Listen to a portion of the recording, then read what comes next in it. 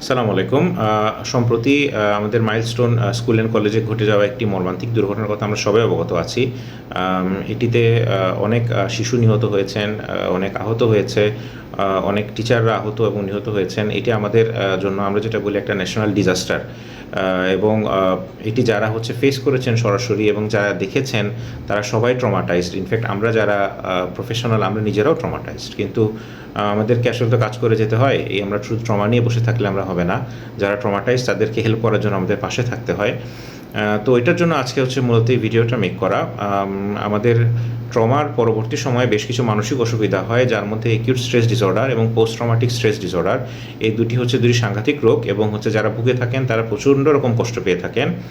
দুটোর উপসর্গ কাছাকাছি। সাধারণত আমি যদি একদম সহজে বোঝাতে চাই, যে ঘটনাগুলো ঘটেছে, যেমন ধরুন যারা সরাসরি দুর্ঘটনা দেখেছেন, যারা সার্ভাইভার ছিলেন, অথবা যারা মিডিয়া পার্সন বারবার হয়তো বা ওই ঘটনাতে তাদেরকে দেখতে হয়েছে, যারা ফায়ার সার্ভিস কর্মী ছিলেন, যারা আর্মি পার্সন ছিলেন, উদ্ধার তৎপরতায় যারা সাধারণ মানুষজন ছিলেন, তারা সবাই কিন্তু এই রোগগুলোয় ভোগার কিন্তু ঝুঁকিতে রয়েছেন। তো সাধারণত যেটা হয়, যখন এই ধরনের রোগে ভুগে তার কিছু উপসর্গ থাকে, যেমন সাধারণ, কারণ এটা তো আমাদের যে কোনো সাধারণ দুশ্চিন্তা উদ্বিগ্নতা থেকে অনেক অনেক অনেক গুণে বেশি আমাদের মনের উপর চাপ প্রভাব ফেলে। এটাতে যেটা হয়, আমাদের কিছু সিমটম ডেভেলপ করে। যেমন আমরা প্রায় হয়তো বা ঘন ঘন বাজে দুঃস্বপ্ন দেখতে থাকি। আমরা অনেক সময় মনে করি নিজেকে বারবার ওই জায়গাতেই আমরা হয়তো আছি, ওই ঘটনাটা বুঝে আবার আমার সাথে ঘটছে। আমি মাঝে মাঝে আমার যে চারিপাশের পারিপার্শ্বিকতা সেটা হয়তো অনেক সময় বুঝতেই পারি না। আমি আসলে কোথায় আছি সেটা অনেক সময় ভুলে যাই। ওই সময় যে ঘটনাটাগুলো ঘটছিল সেই ঘটনাগুলো কিছু কিছু মনে আছে, কিছু কিছু মনে নাই, এরকম মনে হয়।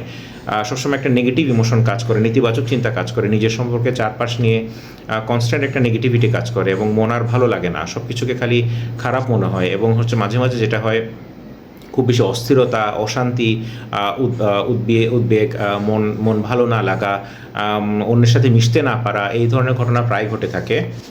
এছাড়াও প্রায় দেখা যায় যে এর জন্য ঘুমের সমস্যা হয়, ঘুম আসে না, বা যারা হয়তো খুব সাধারণ চুপচাপ মানুষ ছিলেন, তারা অতিরিক্ত রাগ বেশি হয়ে যাচ্ছে, তারা অতিরিক্ত রাগ করছেন, কেন করছেন নিজেও বুঝতে পারছেন না, অল্পতে চমকে উঠছেন, এবং যেখানে এই ঘটনাগুলো ঘটছে বা ঘটেছে সেই জায়গাগুলো অ্যাভয়েড করার চেষ্টা করছেন এবং নিজের মনের উপর প্রচুর জোর ফেলছেন যেন এই ঘটনাগুলো তাকে মনে করতেই না হয়।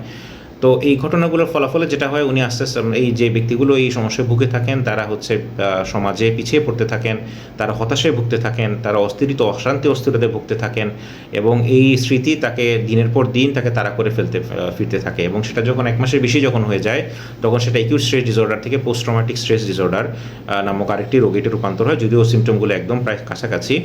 তো আসলে এই ক্ষেত্রে যেটা ইম্পর্টেন্ট সেটা যারা এখন ট্রমায় আছেন, তারা যারা ট্রমায় ভুগছেন, তাদেরকে অবশ্যই সাইকিয়াট্রিস্টের পরামর্শ নিতে হবে। পরবর্তীতে trauma focused cognitive behaviour therapy নামে একটি চিকিৎসা পদ্ধতি রয়েছে, দরকার হলে সেটির আওতায় আসতে হবে। এবং আপনাদের যারা এই ঘটনাগুলোর প্রতি সম্মুখীন হয়েছেন, যারা দেখেছেন, তাদেরকে সবাইকে আমরা বলতে চাই যে আপনারা যা করেছেন উদ্ধার কাজের জন্য, বাচ্চাদের সেভ করার জন্য, আপনারা আসলে ন্যাশনাল হিরোজ।